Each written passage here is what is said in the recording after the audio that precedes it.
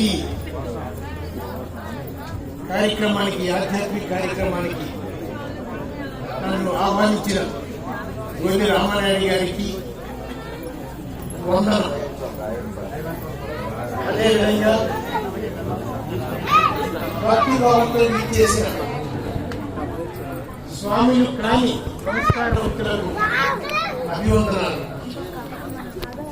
ఆ అయ్యప్ప స్వామి వ్రత దీక్షాపరులు, శివ కేశవ అభేద ఉపాసకులు అయిన స్వాములందరికీ పాదాభివందనాలు.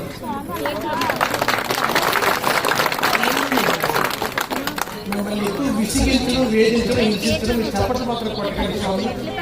ఎక్కువసేపు మాట్లాడి మీరు ఏదైనా చెప్పిన దాంట్లో మంచుంటే జ్ఞాపకించుకోండి, తప్పులు అనుకుంటే క్షమించండి కానీ చెప్పండి. అదేవిధంగా ఈ పూజా కార్యక్రమాన్ని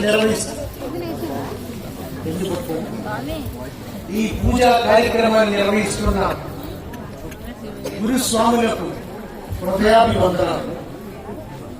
మీ జన్మ ధన్యం. ఎందుకంటే ప్రతి అయ్యప్ప స్వామిలో కూడా, అయ్యప్ప స్వామి దీక్ష చేసే ప్రతి వ్యక్తిలో కూడా నేను మన ఋషుల్ని దర్శిస్తుంటాను. ఎందుకంటే ఋషులు కఠోర నియమాలు మీ అందరికీ తెలుసు.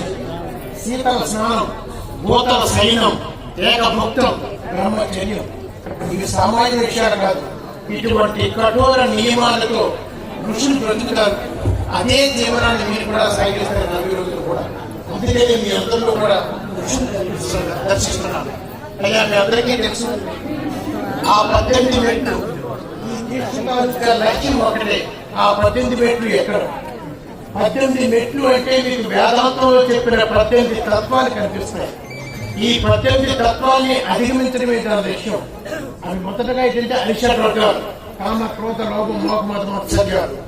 ఆ తర్వాత తీసుకుంటే మీకు పంచ తన్మాత్రలు, తరువాత మీకు త్రిగుణాలు, ఇంకా తర్వాత మీకు అంతఃకరణాలైన మనస్సు, బుద్ధి, అహంకారం. ఇక చివరగా ఒక్కటి ఉంది, అదే 18 మాయ. ఆ మాయను జయించడమే ఈ దీక్ష తాలూకా లక్ష్యం. అందుకే మీకు ఉపనిషత్తుల్లో కానీ ఆ సారమంతా గీతలో ఉంటుంది. గీతా సారమంతా మనం చదవలేకపోయిన వేమన పద్యాలు చాలండి. ఆ వేమన ఒక్క మాటగా ఒక్క పద్యం చెప్పేసి మీకు ముగిస్తాను. ఆ మాయను జయించడం.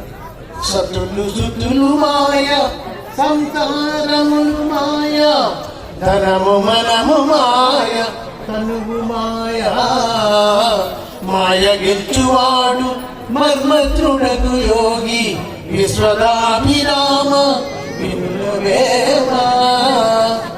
అటువంటి మాయని గెలిచిన మర్మత్రులకు యోగులే మన నమ్మూతి గారు కూడా. అందువల్ల మన ధ్యేయం ఏంటంటే ఒక్కటే గుర్తుంచుకోండి. ఈ వ్రతం తాలూకు దీక్షతాలుగా ధ్యేయం ఏంటంటే ఆ 18 మెట్లు దాటి ఆ మాయని జయించి ఆ పరమాత్మ, అదే అద్వైత సిద్ధాంతానికి నాంది.